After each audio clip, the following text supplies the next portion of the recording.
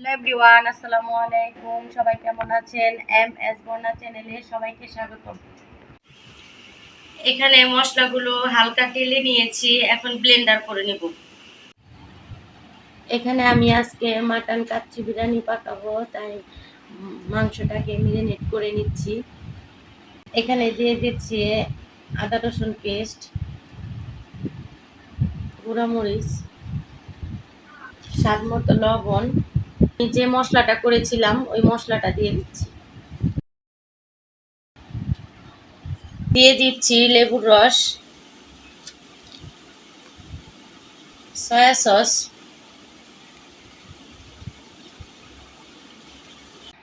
এখন দিয়ে দিচ্ছি টক দই, সরিষার তেল, মেখে নিচ্ছি।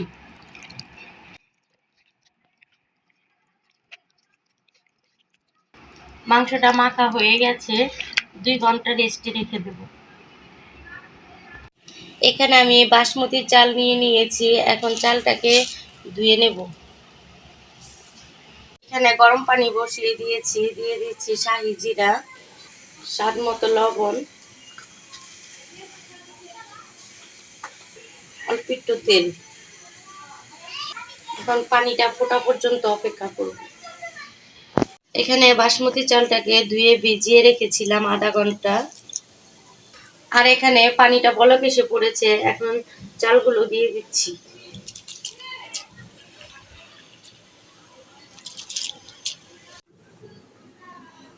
এখানে চালটা অর্ধেক সিদ্ধ হয়ে গেছে, এখন নামিয়ে নিচ্ছি। এখানে চালটা জালি দিয়ে ছেঁকে নিয়েছি। এখানে আমি এখন আলুগুলো ভেজে নেব। গুঁড়া মরিচ আর লবণ মাখিয়ে নিয়েছি।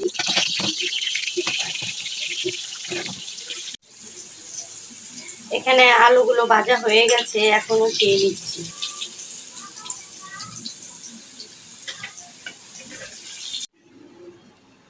এখন পেঁয়াজ বেরেস্তা করে নিচ্ছি। এখানে পেঁয়াজ বেরেস্তাটা হয়ে গেছে, পেঁয়াজ বেরেস্তাটা উঠিয়ে নিচ্ছি। পেঁয়াজ বেরেস্তার যে তেলটা ছিল এটা এখন আমি মাংসতে ঢেলে দিচ্ছি। এখানে গরম তেল দেওয়ার পরে খুব সুন্দর একটা সেন্ট বের হয়েছে। এখন আমি হাফ সিদ্ধ করা চালগুলো এখানে দিয়ে দিচ্ছি।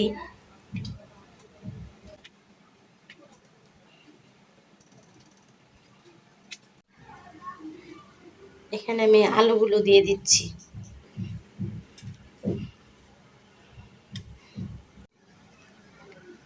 এখানে আমি দুধে ভিজানো জাফরান দিয়ে দিচ্ছি।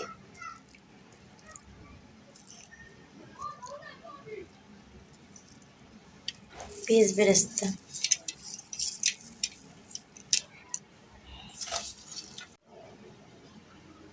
4-5টা পুদিনা পাতা,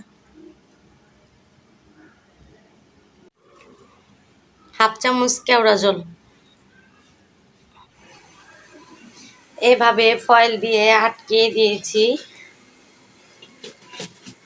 ঢেকে দিলাম। জালটাও ধরিয়ে দিয়েছি। চুলাটাকে 5 মিনিট হাই হিটে রাখবো। চুলায় মোটা একটা তাওয়া বসিয়ে দিয়েছি, আর 40 মিনিট পর ঢাকনাটা খুলে দেখবো কি অবস্থা। 40 মিনিট পর বিরিয়ানিটা নামিয়ে নিয়েছি।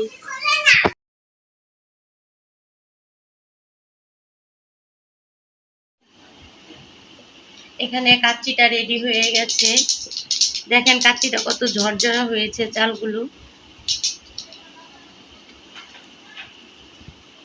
এই যে দেখেন মাংসটা অনেক সফট হয়েছে, অনেক গরম।